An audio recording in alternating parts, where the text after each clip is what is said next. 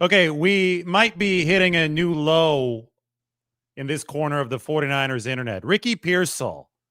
Everyone seems to be happy to compare him to guys like Jalen Hurd and Dante Pettis. Yet all that they're doing is showing that they have no idea how the NFL works. As you might know, Ricky Pearsall was placed on the physically unable to perform list yesterday, and the panic is absolutely out of control. What if I told you, though, that it is eminently likely that the 49ers remove Ricky Pearsall from PUP in just a few days when training camp starts? So what I tried to say yesterday, yes, they've placed him on PUP, but there's a training camp procedure to PUP. Remember that Ricky Pearsall tweaked his hamstring way back in OTAs. They said that he was going to be ready for training camp. The fact that he tweaked his hamstring, was rehabbing at the end of OTAs, and reported to training camp early, as he is allowed to do since he was rehabbing an injury at the end of OTAs, means that the 49ers have to place him on PUP. They can also remove him from PUP because PUP is not IR. So what you have right now is a bunch of fools running around pretending that this tweaked hamstring that Ricky Pearsall had 2 months ago somehow means that he's a bust, somehow means that he's comparable to Jalen Hurd, somehow means that he's comparable to Dante Pettis.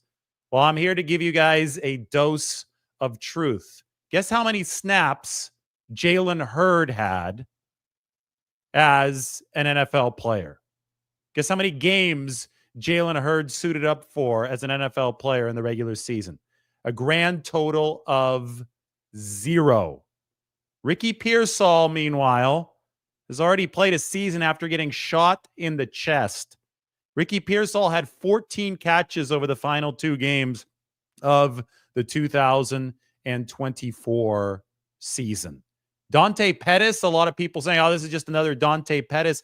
Dante Pettis never had 14 catches over a 2-game stretch in his entire 49ers tenure. Ricky Pearsall had 8 catches and six catches, respectively, in 2 games to close 2024 against the Detroit Lions and then the Arizona Cardinals. Dante Pettis, even in his best season with the 49ers, his rookie season in 2018, never had even 6 catches in a game. His max was 5.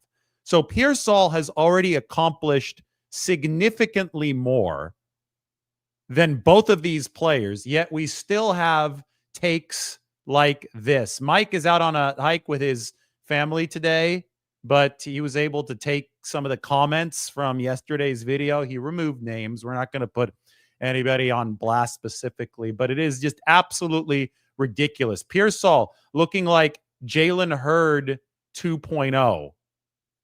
Okay, Jalen Hurd, again, never played a single NFL regular season game. Ricky Pearsall's already played a season after getting shot in the chest. So I think that situation is a little bit different.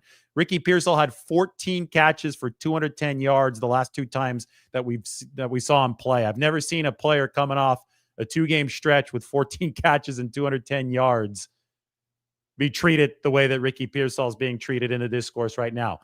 Ricky's just another Dante Pettis. Dante Pettis never produced the way that Ricky Pearsall did to close the 2024 season. Pearsall's a bust. Okay, well, I don't know if any people have been labeled a bust coming off 14 catches, 210 yards over 2 games. That's never happened until now, yet this was one of the comments that we saw. Another, Pearsall's the new Jalen Hurd. That was a short career. Sheesh. Next man up. Let's go. A short career because of a tweaked hamstring and a procedural placement on PUP when he's likely going to be activated in a couple days. Talk about an overreaction. My goodness. Then another one, Ricky is a bust. The wide receiver room is so trash. What I will say is that, yes, you could be concerned about the fact that Ricky Pearsall had some hamstring issues last training camp, and you could be concerned that he obviously had some hamstring issues in spring. It is the job of these players to get in shape, get healthy, and then stay healthy entering training camp. Whatever they do over the course of the offseason needs to be successfully directed at that goal. Oftentimes, we see these players working away from the team facility. Most of them do work away from the team facility over the course of the offseason. There can be overwork involved. The 49ers have talked about the need to protect Ricky from himself just because he grinds so hard over the course of the offseason. And sometimes overtraining can lead to some of these hamstring injuries. And if the player's not ready to go at the time that he needs to be ready to go for the start of training camp, sometimes something needs to be modified. I think last year that definitely might have been the case with Ricky Pearsall as he was getting used to the NFL cycle. He was a rookie last year, and maybe he was finally starting to figure things out. And then the big time incident happened in San Francisco. He got shot in the chest. That obviously was completely out of his control. I will say that anybody saying that Ricky Pearsall's not tough or that he's too soft for the NFL, show me a time when somebody's been shot in the chest and then was playing in an NFL game about 50 days later. That's what happened. Show me a time when somebody's been shot in the chest and then he showed up, 2 or 3 months later, probably 3 months later, and delivered 14 catches for 210 yards in 2 games to close the season. Ricky Pearsall might actually be the toughest player on the 49ers. So these overreactions have to stop. I know that on this channel, and it's the reason people watch this channel probably tenfold more than any other 49ers channel, it's not that hard to figure out. It's just because we sit here and we deal with facts and we deal with truth instead of engaging in absolute garbage, instead of going and talking about Ricky Pearsall and PUP without even understanding the rules of the PUP list, the physically unable to perform list. You would think that that would be a very basic level of entry toward talking about the 49ers. But apparently, a lot of people have skipped that, the very basic knowledge of how an injury list works. Everyone who was hurt and rehabbing at the end of OTAs has a chance to report to the team facility early for training camp. If they do that, they're automatically placed on PUP. The 49ers can then remove those players from PUP whenever they are cleared and ready to go. But there's an automatic PUP addition at the start of training camp. So Ricky Pearsall probably chose to do whatever work he needs to do at the facility since he had a chance to do that, given the fact that he ended rehabbing in OTAs. This is all stuff that was collectively bargained between the league and the NFLPA. Ricky Pearsall showed up early, like Brandon Ayuk. He is on that PUP list. Now we see when he will come off. Any other take is based purely on conjecture, based purely on some kind of look at me pessimism. It is not based in fact, and it's going to be made to look idiotic in just a few days when Ricky Pearsall will likely come off of that PUP list. Just wait and see with all of this stuff. There's no reason to panic right now. It just gets ridiculous when there is absolutely no sense of attachment to reality and the truth. It's like, look at me. Let's click here. Let's put in a thumbnail that I look all shocked and sad and click on my stuff because nobody's been clicking on it over the course of the off season. And it's like, all you have to do is report what's happening and know the rules. And I think people will appreciate it. But more and more, not just in the sports media ecosystem, in everything, it's not about what's actually happening. It's about what's going to get me most attention, what's going to allow me to yell and cry about something so that I get this short-term rush. It's more about that. And this was probably one of the shining examples. And we have a lot of them with the 49ers, right? Because there seems to be a lot of drama. But this in particular right here, just the procedural PUP list release and an overreaction about Ricky Pearsall to the point where I've got people in the comment section saying this, it's because they're being corrupted by all this stuff that you see online that doesn't even understand the rules of PUP. So we're here to set the record straight. Now, yesterday, the 49ers did make at least one unexpected move. There was one player whom the 49ers added to either the PUP or the NFI list who had not been hurt at the end of OTAs. And this is probably the one that we should be dedicating a little bit more time to because I project him as a starter. It's Ben Barch, the 49ers offensive lineman. He is now on the NFI list, the non-football injury list. And I can give you guys the entire list right now. I know that we did an entire show on it yesterday, but sometimes it's a little bit easier if we can visualize it on the screen as I talk. Here is the 49ers transaction list from Friday afternoon. So Ayuk to PUP, expected. Ricky Pearsall to PUP, procedural at the very least. We will see over the course of the next few days, but likely just procedural, given the fact that it was a tweaked hamstring that was already healed by the time of minicamp. Yetur Gross-Matos was also dealing with some knee wear and tear, so that could be procedural as well. Wait and see. Andre Dillard, that was a knee scope, procedural as well. Mustafa and Robinson, procedural ACL guys. They will likely remain on PUP for quite some time.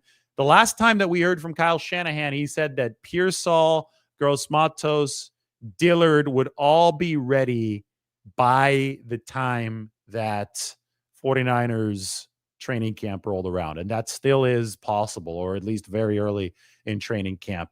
They can be removed from PUP at any time. I think that a lot of the misinformation comes from the fact that people think that PUP is injured reserve. It's not. Injured reserve means you have to miss at least 4 games. PUP in the regular season means that you have to miss at least 4 games, but we're not in the regular season yet. We're in the off season, but training camp is about to start in a few days. So it's going to be off season / preseason mode. Off season / preseason PUP is very different than regular season PUP. You could be activated at any time from off season, preseason PUP. So if you have to be put on it procedurally, you can be taken off of it the next day. We're going to keep our eyes open for when these players are taken off of either PUP or NFI. If you want to go back to the list, both of these lists, NFI, non-football injury, have the same rules and mechanisms. The differentiation between the two lists is how you land on them. If you get hurt at an NFL facility, that includes games the year prior. So Brandon Ayuk, Malik Mustafa hurt during games the year prior. But if you get hurt at an NFL facility and you're placed on one of these two lists, it's going to be PUP.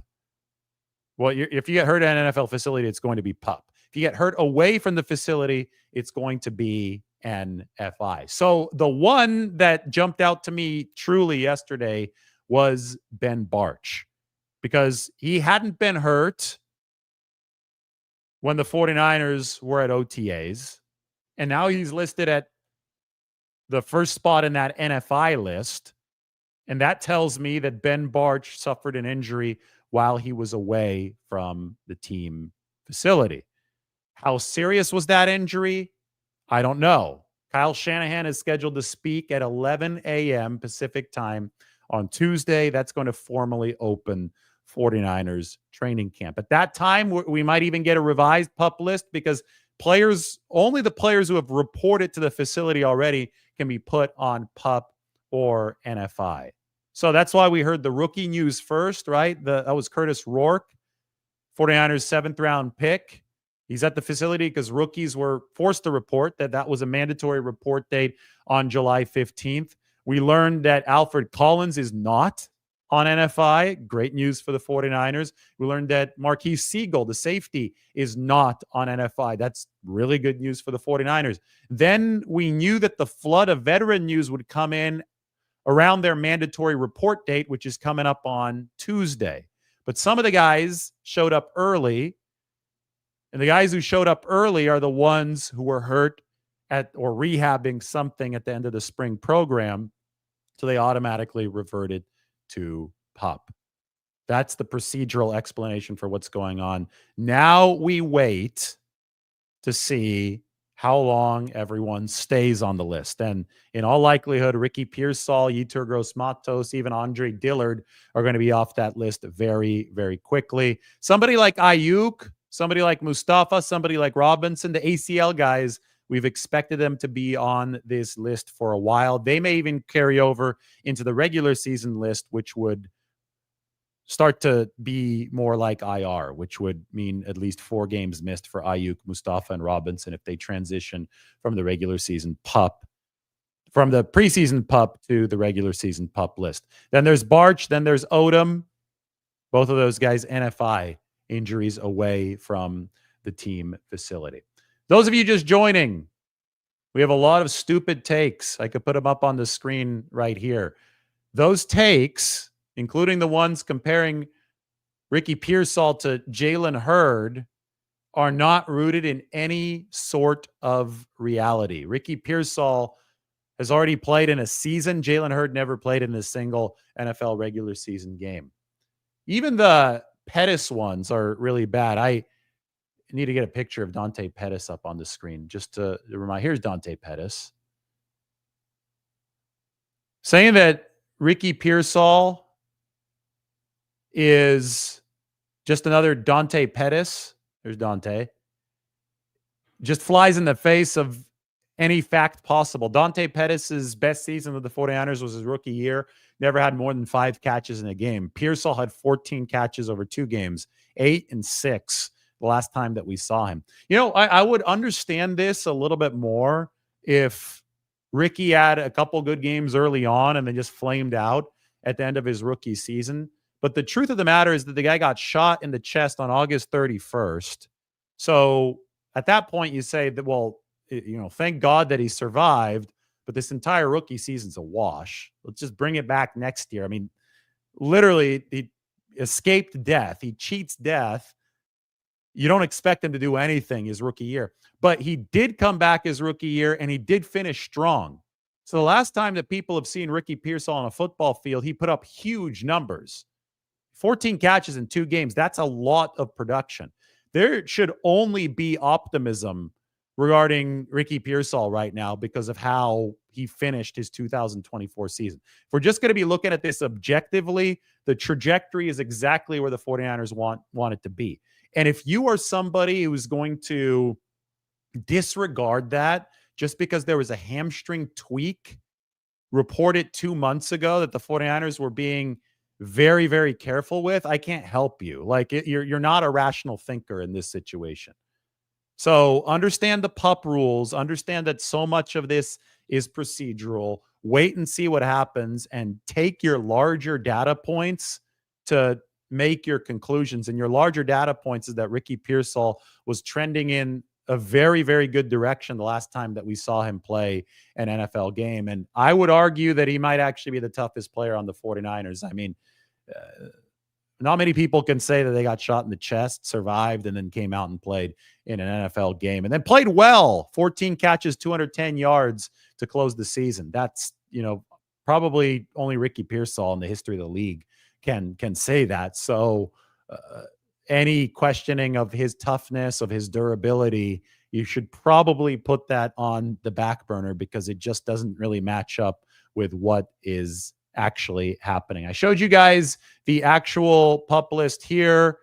We will now wait for these players to be removed from either PUP or NFI as the days pass. All right, everybody, happy Saturday morning. I'm going to answer some questions.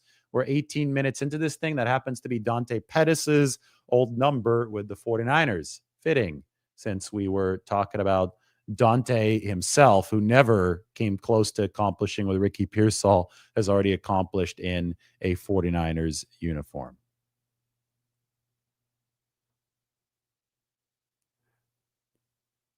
Joe says, I'm more concerned about losing Jennings next season. Well, Jauan Jennings, I think, would really like to take another bite out of free agency. Now that, I mean, Jauan, he just wasn't a featured player when he signed his last contract. So he was able to sign a contract for about $7 million a year. We all know that if free agency was on the table for Jauan Jennings this offseason, he'd be signing for a whole heck of a lot more, which is why he wants his contract adjusted. I wonder how the 49ers and Jennings will resolve this. I think that the happiest middle ground is something incentive-based, maybe a little extra guaranteed cash as well. We'll see. But if the 49ers want more team control beyond this year for Jauan Jennings, I think they would truly have to pay more than they're willing to pay for it. because Jauan Jennings is saying, hey, I want to be a free agent next off season. I want to have the market come to me next off season. You might have gotten me for a discount last off season for 2 years.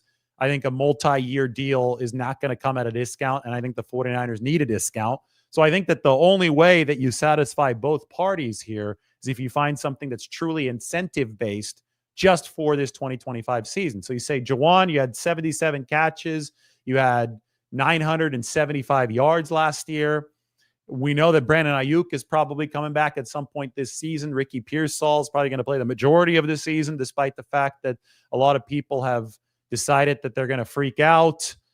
You look at all of these, data points, and maybe Jennings won't have as featured of a role this season because the 49ers are going to be a little bit healthier around him. And it's going to be harder to get to that 975 yards, and which is one reason why Jauan Jennings really wants to cash out right now, because he's coming off of a season that should have been a 1,000-yard campaign, and he wants to make sure that it's financially recognized. I get it. He just turned 28 years old. But how do the 49ers bridge that gap, knowing that the production might be a little bit harder to come by, but also realizing how important Jennings is to this team from a culture standpoint, from a blocking standpoint, from a locker room standpoint, from a hand standpoint, well, everything, separation. I think that you say, hey, 800 receiving yards earns a certain amount of extra money. 700 receiving yards earns a certain amount of extra money, right? You could have these escalating incentives for Jauan Jennings, where you can create a contract where it's reasonable that he earns some, maybe a little bit harder that he earns others, but you still dangle some of that money out there that he can go and earn, that he would be, he would be able to receive if he did explode for 1,000, 11, or 1,200 yard season. And then, the 49ers would be happy to pay it. If Jauan Jennings gives you a 1,000 yard season, then it means you have to pay him $3 million more. Great for the 49ers. And I think they do have to stack some incentives underneath that as well, because 1,000 might not be reasonable given some of the players returning. But I think that that's the way forward for San Francisco and Jennings, something that's flexible, something that recognizes that unforeseen circumstances happen. Because last year at this time, we did not expect Jauan Jennings to be the featured X receiver in 2024. He ended up finishing the season as the featured X. We didn't even expect him to be the Z. And he was the Z when he put up that massive 200-plus yard game against the Rams. He wasn't filling in for Brandon Ayuk that game. He was filling in for Deebo Samuel. So he filled in for both Samuel and Ayuk, and I think that underscores some of the importance of keeping Jauan Jennings around, at least for this season, because he knows every single position in that wide receiver room well enough to pop off at all of the positions, and that is worth its weight in gold.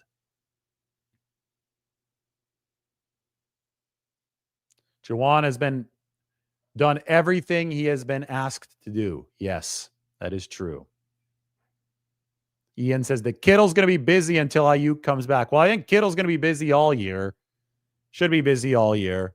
I think they want to throw the ball more to Kittle this year. There's a reason why they signed Luke Farrell, the tight end, previously of the Jacksonville Jaguars, because they don't want Kittle in on pass protection as much as he has. It was 50 to 60 snaps last year, but for somebody like George, who is averaging well over 2 yards per route run, 50 snaps in pass protection when he's not running a route, I mean, just multiply 50 times whatever it was, 2.4 yards per route run. It's well over 100 receiving yards left on the table just because George Kittle is back pass blocking. So hopefully for the 49ers, Luke Farrell can pick up some of that slack. Kittle can be used more often as a receiver. I think being a receiver is less physically strenuous, less physically punishing than being a blocker. You would like to extend George Kittle's career as much as possible. You've just doubled down, tripled down, I guess, on George Kittle with more money this offseason, as you should. He's a future Hall of Famer, still playing at a high level. But I think the one way that he truly differentiates himself is how fast and how well he moves and how skilled of a receiver he is, even at 250 pounds. Most guys that move as well as George Kittle, that run routes as well as George Kittle, are going to be 220, maybe 230 pounds at most. But George Kittle's doing it at 250, which makes him really, really hard to cover.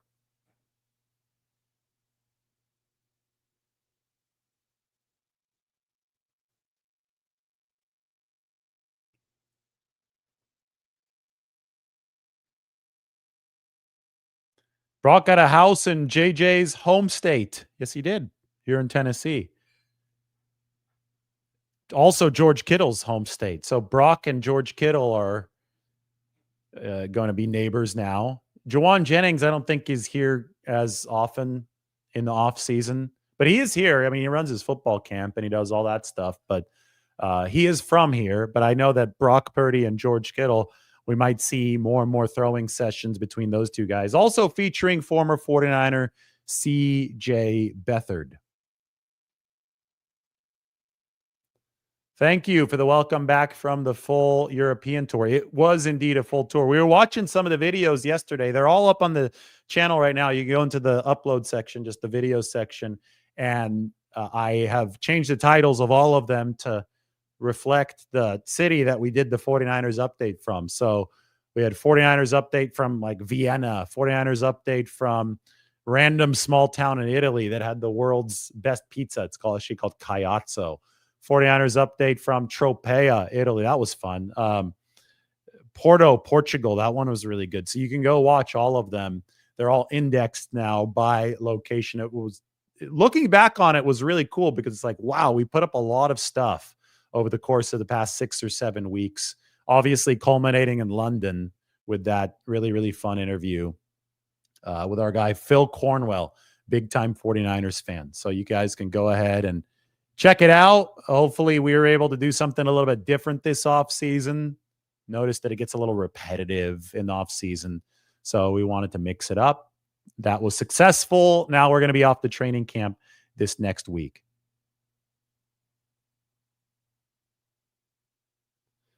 This is cool. Jason's going to be in Italy next year for his wife's 50th birthday, and he has taken some notes, and he's going to go to some of the same places that we did. That's the whole point of this stuff. You know, I'm not going to tell you that Brandon Ayuk's ACL is torn for the 58th time on July 2nd. I'd rather, you know, if there is some 49ers news, then I will tell you the news, but I'd rather do it at a place that might be useful for somebody. So you could, you know, open up your notebook, open up your notepad on your iPhone and say, hey, I want to go to Tropea, Italy. I want to go try some of the pizza and this little town. Make sure you make a reservation, by the way, if you go to the pizzeria that we went to. One World's Best Pizza. The owner, the brains behind all of this is a guy named Franco Pepe, and his birthday was yesterday. He signed an autograph for us when we were there. We got really lucky. He just walked out of the kitchen and he signed an autograph for us. It's, like I said, it's like the Michael Jordan of Italy. If you're the best pizza producer in the world, the best, I guess, pizzaiolo is the name, like a pizza chef, and you're from Italy, then you are like the Michael Jordan of Italy, because what Italy does most famously, I don't want to say does best, but what Italy does most famously is pizza, right? That's their most famous export. So we found the smallest town, not the smallest town, it was very small, 5,000 people. We found a small town in the region where pizza is from, outside of Naples, which is the big city. We drove all the way out to the town. We stayed there 2 nights. We made 2 reservations, and we tried every single type of pizza that he had on the menu, whether it was appetizer pizza in a little cone, actual pizza, which was just, you know, a pie, or dessert pizza. It was awesome. So happy birthday to him. That was yesterday.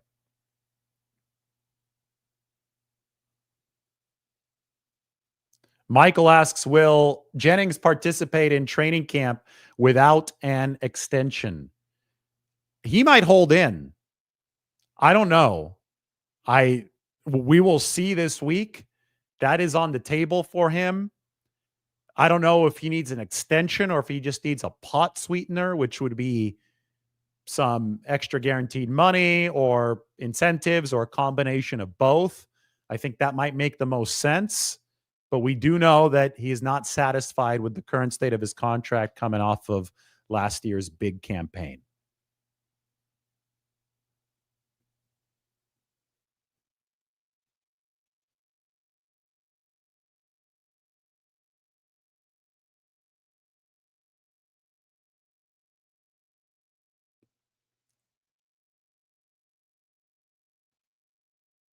The burgers, I mean, we had a lot of different burgers. I don't know which one you're referring to, but you could also use that as a guide They have good burgers now in Europe. It used to be impossible to get a good burger in Europe. It's not impossible anymore. All right. 30 minutes in. You have the 49ers truth update here. We needed one of these because there's just some ridiculous takes going around. The Ricky Pearsall panic's out of control. He might be removed from PUP just a few days from now. So why don't we just wait and see? What a novel concept. Wait and see. And people might actually watch because you're just telling the truth. No need for unnecessary emotion, unnecessary drama. Everybody, thanks for watching. We will talk to you soon.